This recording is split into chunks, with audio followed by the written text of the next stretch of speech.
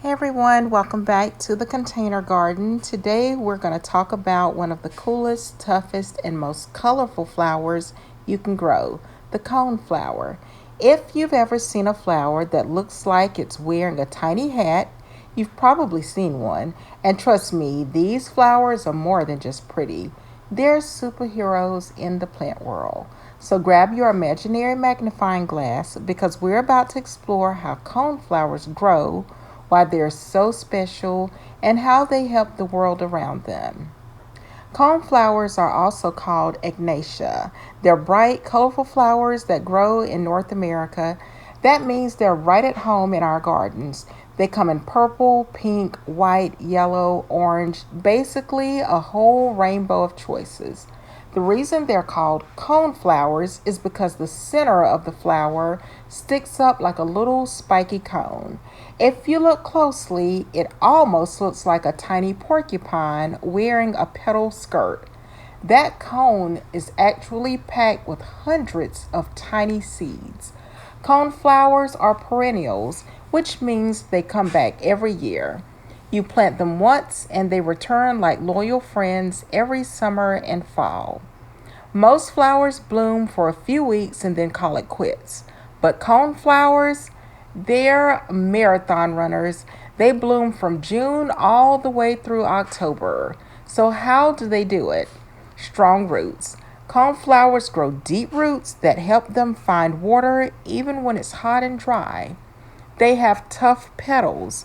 Their petals don't wilt easily, even in strong sunlight.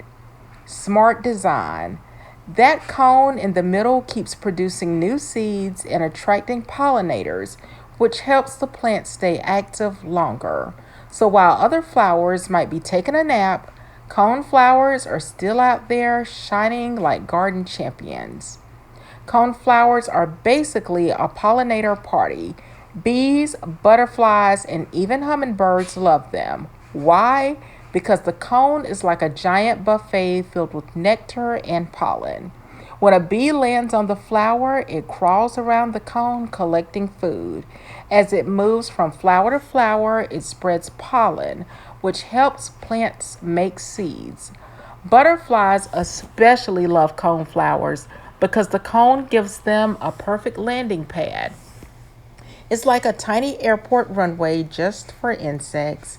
And here's something cool. When pollinators visit coneflowers, they help keep our environment healthy.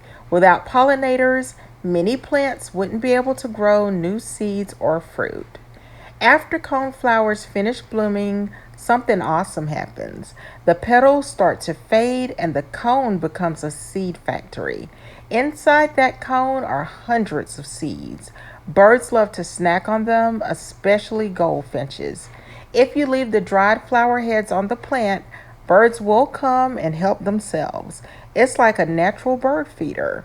If you want to grow more cone flowers, you can collect the seeds once the cone dries out. Just rub the cone gently and the seeds fall right out. Plant them in the spring and you'll have brand new cone flowers growing in no time. If you're new to gardening, coneflowers are one of the easiest plants to start with. Here's why. They don't need much water, they love sunlight, they grow in almost any soil, they come back every year, they attract tons of pollinators. Plus, they make your garden look bright and colorful for months. It's like having a built in rainbow that never fades. Coneflowers also help other plants by bringing more pollinators to your garden. So, planting coneflowers is like inviting helpful guests who make everything grow better. And here are some fun facts you can share. Coneflowers are related to sunflowers.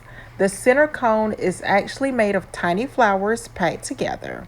Some coneflowers smell sweet, others smell like honey. Butterflies use the cone as a rest stop during long flights. Coneflowers can grow taller than a fifth grader, up to 4 feet tall. So, that's the amazing coneflower, a tough, colorful pollinator loving plant that blooms all summer and fall. Whether you're building a garden, learning about nature, or just love watching butterflies, coneflowers are one of the best plants you can grow. If you enjoyed learning about these summer superheroes, hit that like button, subscribe, and tell me in the comments what's your favorite flower in the garden. Thanks for watching, and I'll talk to you in the next garden adventure. Bye for now, everyone.